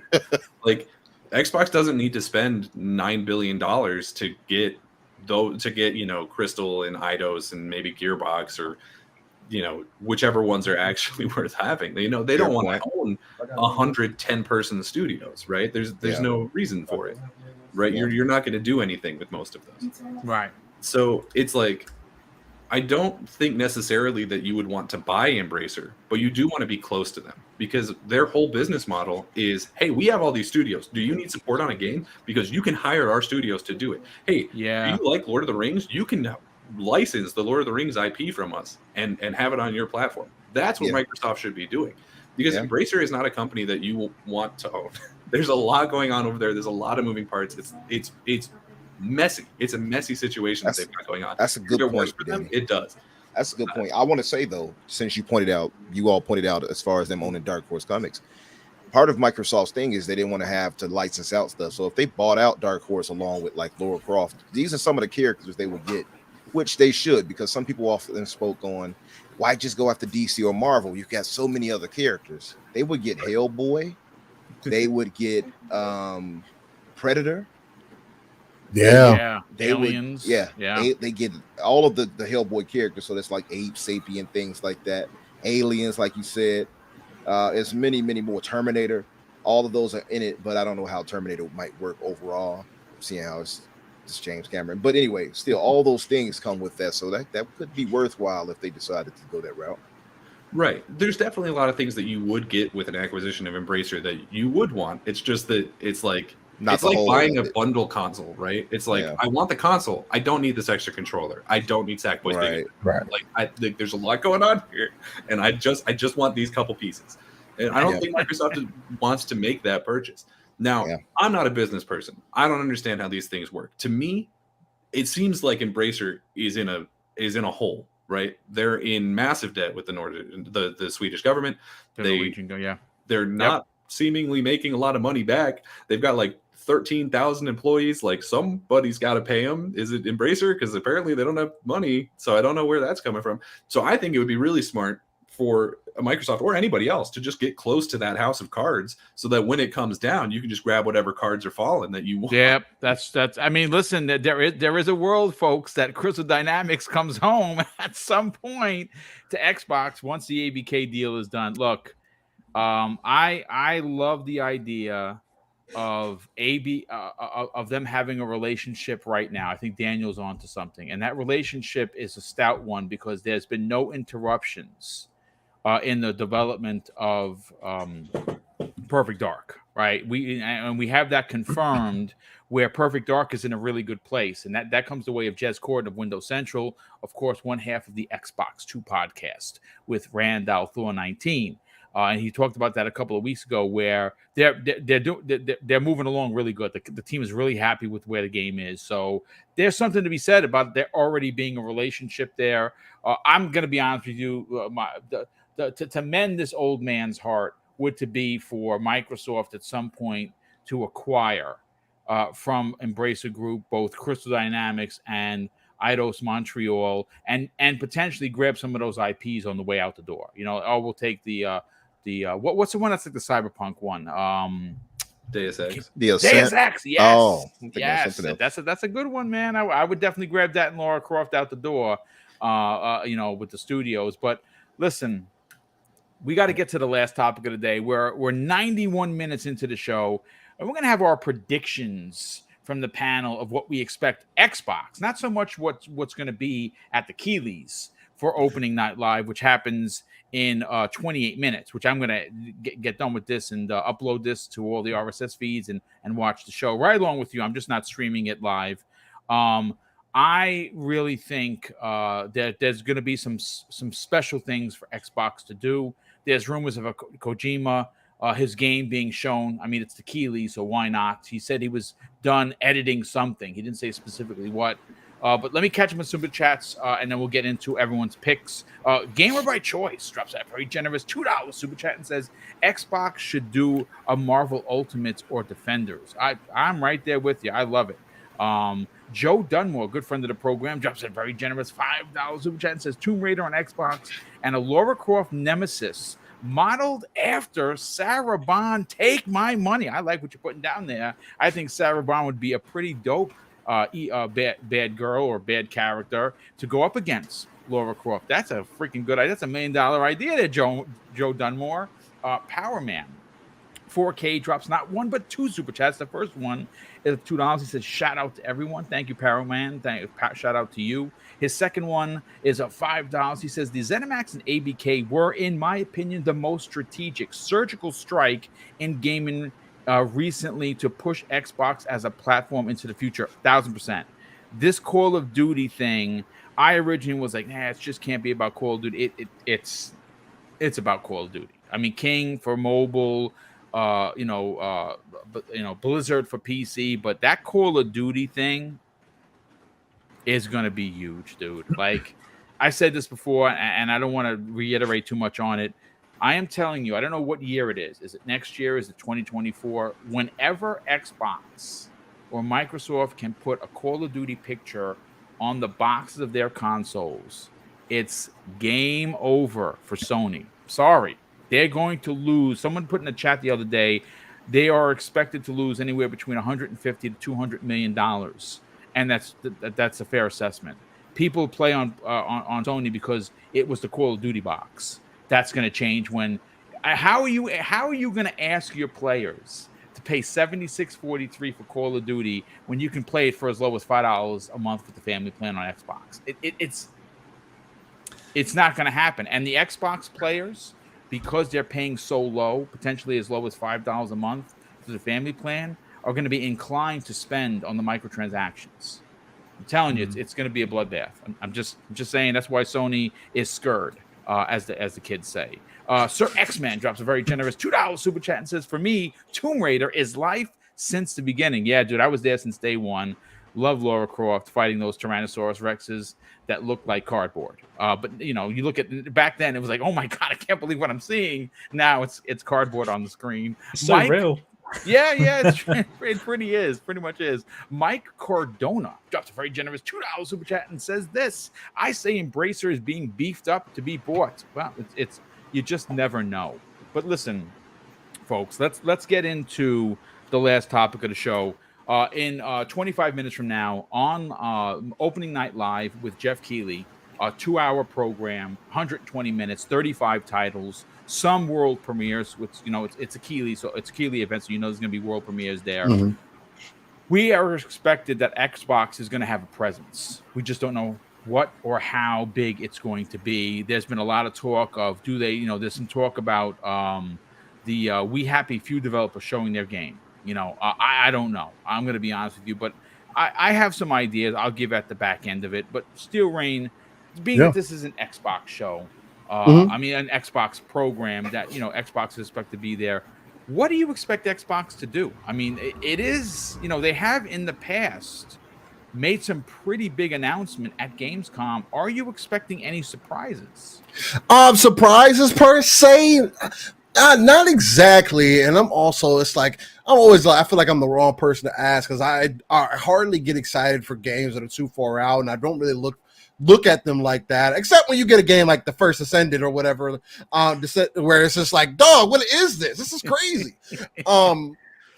So as far as what I'm expecting, of course, I think we may get a little bit more from Lies of P now coming to find out that it is going to be in Game Pass.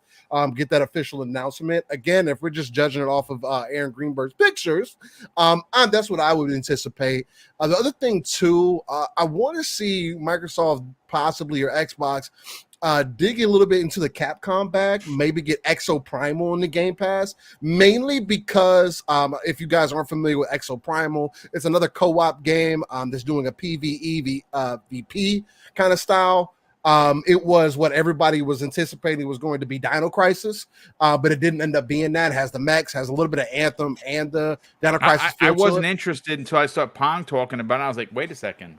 I might be kind of into this. But see, that's exactly why I would like to see them make some kind of an announcement for like Game Pass or something like that, because it is one of those, and this is just a selfish thing, where it's another one of those online games or cooperative games that would do really well in the service that I don't want to see die, because I like that type of game, and I'm liking what I'm seeing from the game. So more people we can get invested in is going to be a beautiful thing.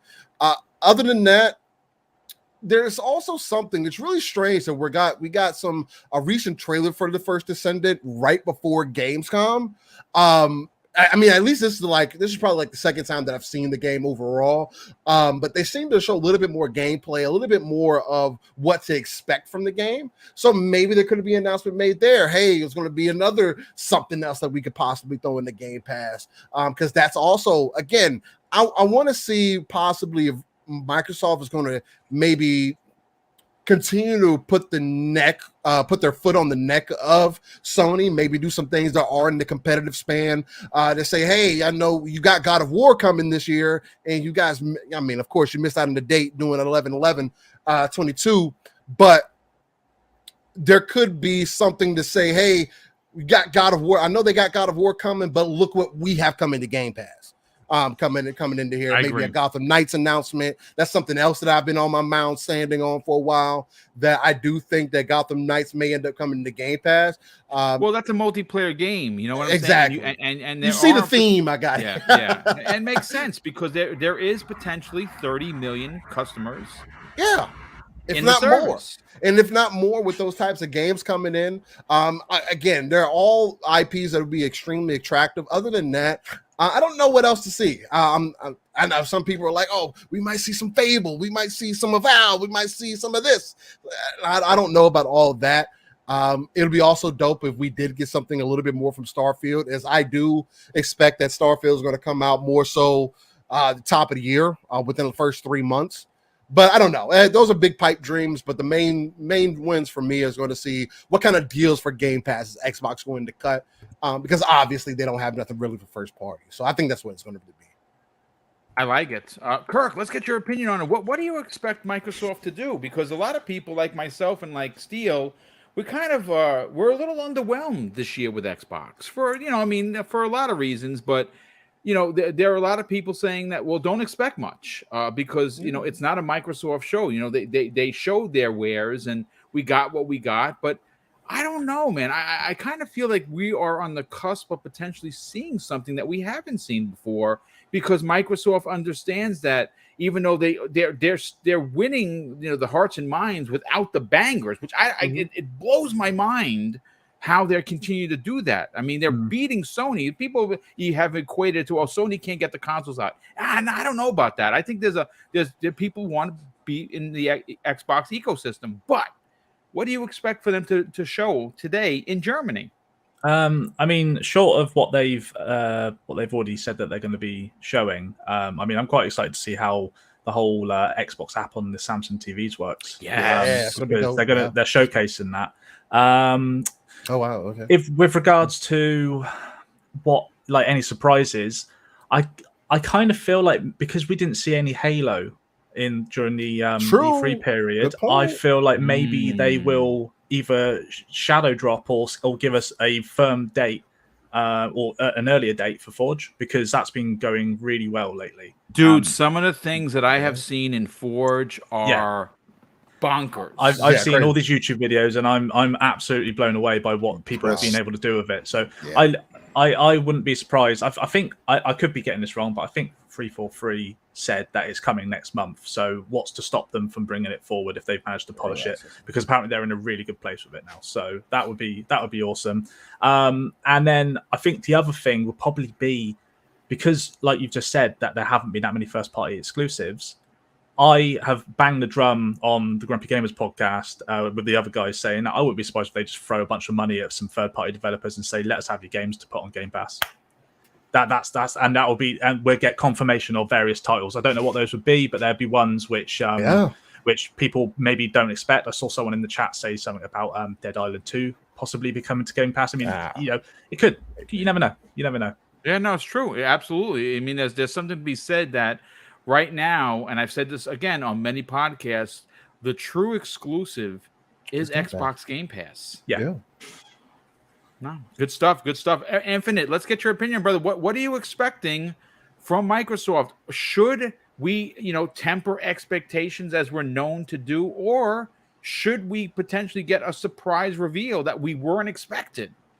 I don't know. Gamescom typically never really gives you anything new. If you all know the history of Gamescom, unfortunately, it kind of just refreshes of what we know about games coming. So I don't expect anything monumental. And especially now that we've already got one of those things revealed to us by the image of finding out the life of P, where it was coming to Game Pass. So that's a huge get. That's a big one. That game looks just so freaking good. It's mainly big though. I don't want to interrupt you, but it's mainly because I brought this up Saturday too. It's mainly big though because of how well Elden Ring did this year. Yes, 100%. So people are going to be looking towards that, especially when people throw out words like, "Oh, this is supposed to be a Bloodborne successor." The game looks gorgeous, and it looks like it'll be really fun. My thinking of it is that would have probably been the big unannounced, like, "Oh, look, this is coming to Game Pass day and date." I think that may have been it. I don't know if they have anything else left in the chamber outside of that. I did see on the image, by the way, the last case of Benedict Fox, which was one of my top 3. Dude, that game looks it's one of my most anticipated games of the year. Like, absolutely. I love those 2.5D flashback type of games. Like, if you're an old school or an old bastard like myself, and you're like, what flashback? What are you talking about? Right. Flashback I love flashback. Yeah, it's classic. And so my thinking is that may have been a thing that we were going to get that kind of got spoiled for us in a way. Which, I mean, it is what it is. I don't care. So, I mean, we're getting it. So, I'm not too hurt by that. But Jeff Keighley did say that there would be some unannounced games shown. So there's a possibility we could get something shown. They have a good relationship. And like I said, we have heard, I mean, it's a Keighley show. We have heard that Kojima is going to be there. Like, why would you fly this guy out from Japan to Germany just to hang out? I mean, he's got money, so I would imagine that he just wants to hang out with Jeff, and that's awesome. I know Kojima's going to be there to console PlayStation fanboys who were upset. That's right. Death Stranding coming to Xbox Game Pass on PC. But my thinking is that might have been the biggest thing, but there is some, I will agree with Kirk. If it's a case where they could show something for Halo Infinite, like as far as the that's cool. Yeah, because they've been on this content drought, man. That would be nice. I mean, that or show certain affinity. Yeah, I would. That would be good for me if they did that. I mean, I'm going to jump back on Halo today. Speaking of which, after some Midnight Fight Express, which just released. If you I definitely got to download that. Yeah. And I got to get back to Halo. After I did my 2 battle passes, I played for a couple of weeks, and I was like, there's just nothing really going on, so I'll come back to it. That's unfortunately. You got to join us, by the way. You got to join us on our game night sometime. Heck yeah, dude. Yeah, I'm definitely down for that, dude. I love Halo Infinite. It's my Halo 3 for me was always the GOAT. Same. Especially in multiplayer. Just what they've done with Infinite is just crazy good. Like, it's just feels just missing content. That's good. That's it. The game is there. That's what Forge is for. That's what. Yeah, exactly. Yeah, and I can't wait to play the Forge, the community stuff. But Daniel, let's get your last opinion on this. We'll get everyone out of here so you can get over to Open Night Live over with Jeff Keighley, and of course, again, we will cover what's happening. And what happened with it on tomorrow night's Primetime Gaming. Daniel, what are you expecting from Xbox? Should we temper expectations, or do you think they got ones up the sleeve? I think that's tough, right? Because I don't think that we're going to get anything like massive, right? I don't think we're going to see Fable. I don't think we're going to see Hellblade or anything like that. But I could very easily see, like Kirk was saying, I could very easily see us getting some Halo updates, maybe something about some campaign DLC or Forge or something like that. My friend Frank from Frankly Gaming is the biggest Cyberpunk fan potentially on the planet, whether that's founded or not. And he's very convinced that there's going to be announcement of the new Cyberpunk DLC at that, which I could see that happening, just because geographically it makes sense. The only thing I think that we know is going to be at the show that's like an Xbox exclusive. Well, outside of their own show, obviously, is High on Life is supposed to be at the opening night live. So I'm excited to see that. And I think that we'll probably get updates on some of those Ukrainian games. What is it? Replaced, Stalker 2. I could very easily see just...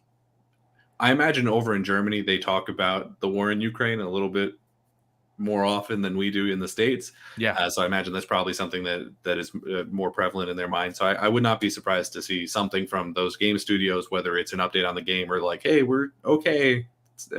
Maybe, something like that. I'm not expecting this to be an absolutely massive show. I think the fact that Kojima is there implies that there's going to be some announcement of the game that he's making with Xbox. That would be the mic drop moment, in my opinion. Yeah. Because I don't know what else he would be there to show, right? He's already done Death Stranding's director's cut. They've already announced that it's coming to Game Pass PC. I'm not expecting it to go to Xbox consoles. I guess if it did, it would be announced there. Guys, I'm working on Army again.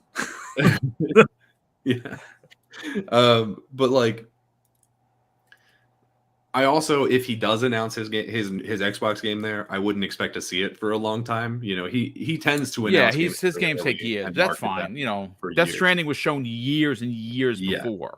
Yeah. So I'm excited for it to see a lot of the third-party stuff. I'm not expecting to see a ton of like specifically Xbox things, but I would love to. Yeah. No. I listen. Who doesn't want new Xbox stuff in a year where they've made good strides with Game Pass. You can't argue what they've done there. But their first part, the delays kind of hurt the momentum that they were that had garnered over the months and months before what was expected this year. But listen, ladies and gentlemen, I hope you had a good time. I do want to get everyone out of here. We're ending a little bit early because obviously I want to be give you enough time to leave this show and head over and watch Jeff's show or watch the Iron Lords, whoever is going to be producing their content. But I just got to read the two super chats that came in. Highlander 001, good friend, generous friend of the program, just a $5 super chat and says, if Microsoft plays to their strengths, which is their wallets, there is nothing wrong with that. Cash is king. Great panel and show. Boom. Thanks so much, Highlander. And Shooter 2853. This one I was laughing. He drops an additional $5 super chat and says, hey, he says, boom, the old man. Ha ha. He just cracks me up because Shooter's a little bit older than I, but I'm still an old man, but it's fine. Shooter, thank you for that. Let's get to the outros. And we're going to start first with Steel Rain. Brother, you got to sell your brand. You got to tell everyone where they can help you and Pong Soul hit that 1K this year in 2022. It's a well-deserved achievement. You guys put on an incredible 3 to 4 hour show every week, and it's really, really well done. Talk about it. Hey, man. Well, first, I do want to say thank you, Boom, for just extending that invite out again. It's always a pleasure just to be here, chopping it up with you guys. I never thought that I'd be here doing this, man, and just be able to bring my energy to the panel. Such a beautiful thing, and then chop it up with like-minded people. I feel like that's why we're in the community, right? Which is also why we host a non-console-centric platform every Saturday morning, 9 a.m. Central, 10 a.m. Eastern, and 3 p.m. UK time. It's called Living Split Screen. We take the RTS approach. If you don't know, that's real-time strategy. Some of you might have played those games back in the day. But you pull yourself out of the world, you check the darker crevices on the map, you pull your resources together, and then we just have an honest conversation about what's going on in total throughout the industry, because it's not just about the 500 million players that we're capped at over the last decade. It is about the 3 billion gamers that we're trying to reach and going beyond that. But with that also being said, you can also catch me right after the show. I should be on with Fun Speculation there, or on Mav's channel. Yeah. Yes, on Mav's channel. He is co-streaming the Gamescom show, so that's going to be interesting. And other than that, look, make it easy for everybody. Steel Rain, the T is a 7. If you have a search bar, my wife didn't believe me. I had to try it. Look me up. You are guaranteed to find me. That's Twitter, Facebook, Xbox, no matter what it is. Type in Google, you'll find me. Hit me up in the DMs or messages. I'm not one of those guys that'll run from you and be like, hey, Steel, you want to play? I'll say, yeah, I'm busy. So, with that being said, much love to the panel. Much love to you, Boom. Again, 11K onwards to 15K and beyond. And much love and appreciation to everybody rocking and rolling in the chat. Much love. Yeah, no doubt about that. And of course, another special guest here from not only the Grumpy Gamers podcast, which I featured in a podcast where I sat down with them to introduce them to the world. Facts. They have a great set of dudes over there, good chaps that come out every week to talk about gaming. We got to talk about Frame a Game. This is a mom and pop company that has exploded on the scene. Like I said, I don't know if you can see behind me. I got the Resident Evil right behind me, right there. I have another Resident Evil on the way. And the work that he's doing, especially he's done some custom cases where there are 4 games in there, and that's like, oh my god, that's bonkers. Get over to frameagame.com/UK, I believe that's the frameagame.com and .co.uk. They're the same place. So well, listen, talk about it, brother. Tell everyone where they can support you in this. I mean, the artwork is just phenomenal, dude. It's second to none. It's such a genius idea. I can't believe someone didn't come up with it before. And the work that you do, man, is just my chef's kiss. Beautiful. Brother. Yeah. So basically, I'm Kirk. I am the owner, and I run and make everything within Frame a Game. It's just me. It's just me that deals with it. But basically, I have a website. I have put what I would consider popular games on there for you to buy, and there are standard versions and there are protected versions. So protected versions of the games, the Frame games, will basically allow you to take the game out in the future if you want to, but if it becomes rarer and you need to save it, shall we say. Or you can contact me directly, and that's DMs on Twitter, Instagram, email me on the site for any custom work that you want doing, and I'll frame basically anything that you got. And I don't just do games anymore. I do films, movies, and CD albums, and I've just gotten into controllers. I don't know if you can just see behind me there. I've got my Halo Infinite Xbox controller in a frame. Nice, dude. I know people love collecting controllers. And I'm one of them. I got 19 here. You need 19 of my frames, mate. That's so. But yeah, Boom. Thanks for having me on, mate. I very much appreciate it. Just like before, and you do great work. So I appreciate it, brother. Thank you so much for the for being here. Thank you for the kind words, and loved working with you again, Kirk. Hopefully, we can get more people to check out frameagame.com. It's the work is just. It's just phenomenal. Infinite Umbra, sell your brand, brother. Talk about your podcast or your. Well, I mean, obviously, we know that you are with a team of people. You have Doom Cutie, obviously, Risk It for the Biscuit, and of course, Jedi. You guys do great work each and every week. Love what Jedi Pete brings to the table. Doom Cutie, you and Risk It. Talk about it, brother. Tell people where they can check out this show on Friday evenings. Oh yeah. You all can check us out on Fridays. This is my radio voice.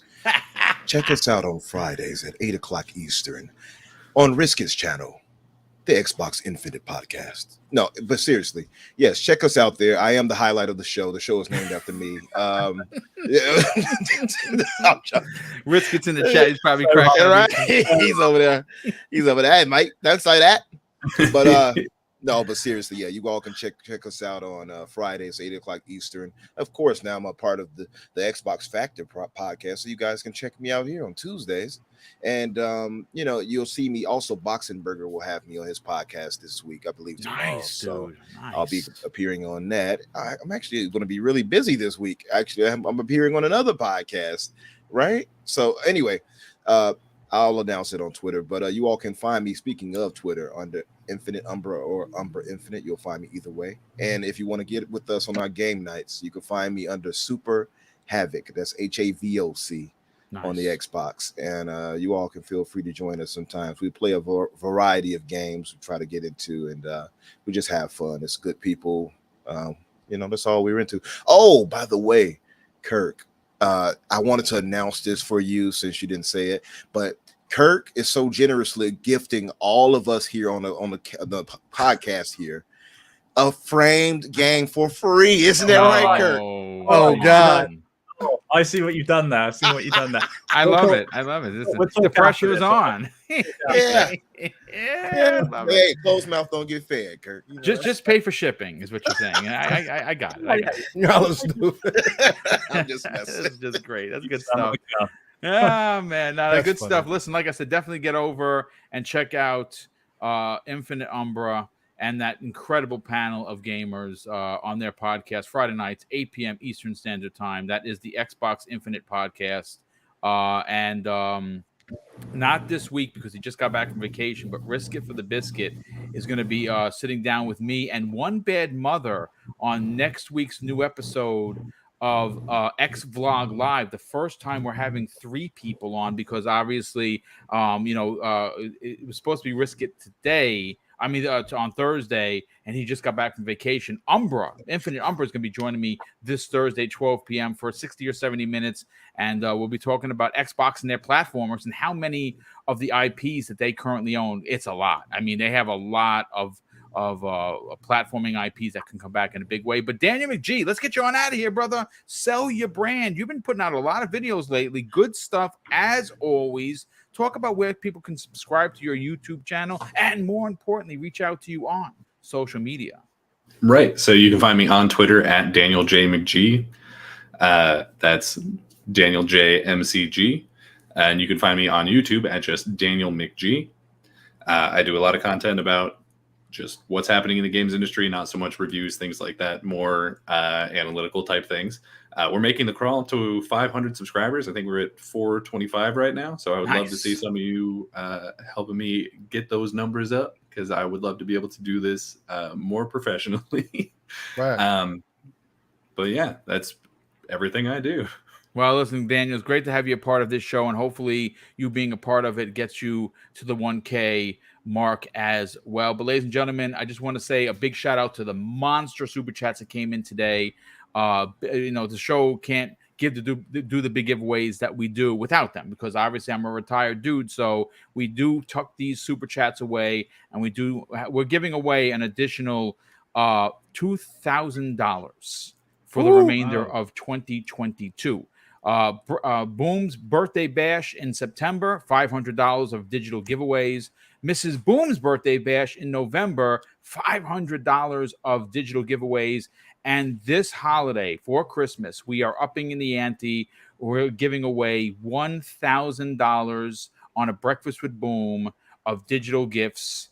All you got to do is be in the chat to win. And obviously, if you are a channel member, you drop super chats, or you are subscribed to the channel, you will get additional entries live on the air, and then we will dole out those prizes. And if you are an international viewer, do not worry. We do represent everyone. We will get you your prize one way or another. We like to use PayPal because it's safe, but if you do win a $50 or a $100 gift card, and you're in the States, you can pick where you want it. But if you're outside of the States, we will get you the money, and we pay all taxes and all charges to get you that money. We take that right on our backs, and we're very proud that we do that. We're one of the few shows that welcome in our international viewers, and we will get you your winnings, regardless of what country you are, through a Cash App, PayPal, or whatever. But a big shout out to over 450 people here. Another successful Xbox Factor podcast. And of course, I'm going to close out the show, folks, with something that's important to me. Hopefully one day it'll be important to you. And that's something that my dad taught me with kids. And he would say, Craig, treat others how you want to be treated. And also, it doesn't cost anything to be nice. You live by those rules, son. I can guarantee you're going to have an awesome day. So take care, everyone. And we'll see you next week on the newest episode of the Xbox Factor podcast.